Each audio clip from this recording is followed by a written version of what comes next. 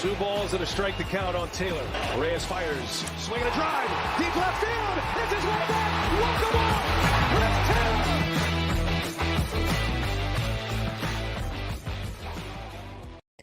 What's up, everybody? Welcome into DodgerHeads, presented by DodgerBlue.com. My name is Jeff Spiegel, joined by Daniel Starkand. And we know as the season has come to a close, awards season starts to trickle in. And earlier this week, MVP and Cy Young Award finalists were announced. And Daniel, kind of a shocking bit of news on the NL MVP side. Freddie Freeman, not one of the three finalists for MVP. We can get into the numbers here briefly, but were you surprised? I mean, we've said this was a four-person race and that one of these guys was going to be outside of the three finalists. I was shocked that Freddie Freeman was the guy on the outside.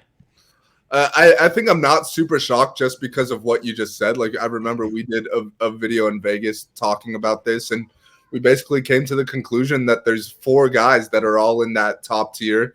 I think we both picked Goldschmidt as the winner. We still think that's the case. And then the 2, 3, 4 guys, Freeman, Machado, and Arenado were all kind of had really similar seasons.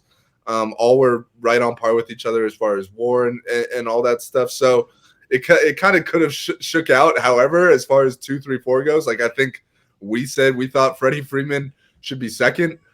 Turns out he's fourth, which is probably not a huge difference as far as the votes go. And if you're not winning at the end of the day, it doesn't matter.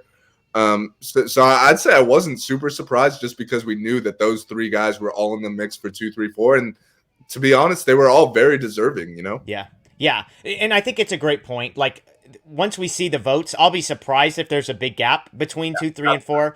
I think Goldschmidt, we both agree, is going to win this pretty handily. Freeman's an interesting case because I think there's a pro and a con argument for him.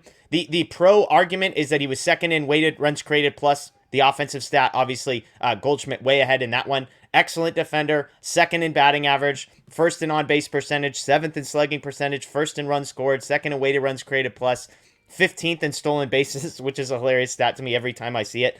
But then the counter, the argument against Freddie Freeman, 21 home runs on the season, and then he's fourth in this group in wins above replacement. Machado 7.4, Arenado 7.3, Goldschmidt 7.1, Freeman 7. So again, it's bunched a little bit, but in those kind of things, it's also worth pointing out, you could be a great defensive first baseman. In Machado and Arenado, we're talking about elite defensive players at a far more valuable position. So I wonder if that's where it came down. But again, the headline here, they announced the three finalists for MVP, and Freddie Freeman not among the three. We expect him to finish fourth. We expect Goldschmidt to win, but that's what we've got. So let us know what you think in the comments below. Were you surprised by this, or do you sort of come around to Daniel's thinking where, hey, it's a close race between 2, 3, and 4. Somebody had to be on the outside, and unfortunately for the Dodgers, unfortunately for Freddie Freeman, it just happened to be him. We appreciate you joining us. As always, check out DodgerBlue.com.